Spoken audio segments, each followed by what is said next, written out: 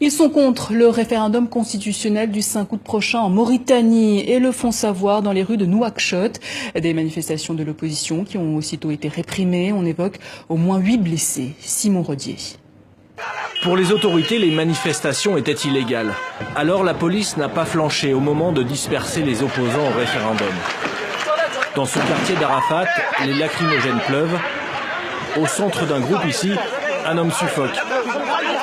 Il s'agit d'un sénateur, Mohamed Gad.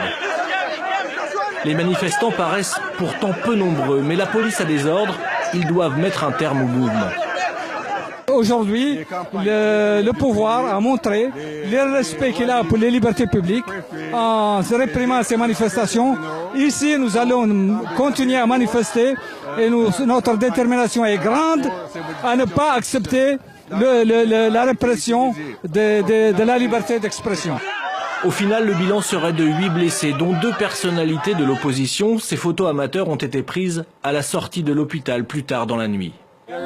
La manifestation, c'est le principe du boycott actif, cette idée de l'opposition pour contrer le référendum à venir.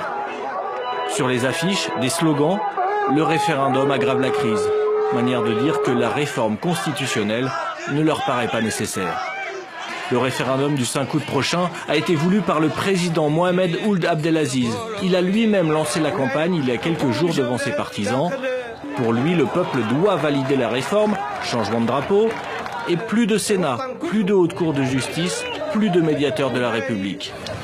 Les opposants craignent, au-delà de ces changements, une assise encore plus forte du président sur son pays. Mais réprimés dans la rue, les opposants ont bien du mal à exprimer leurs pensées.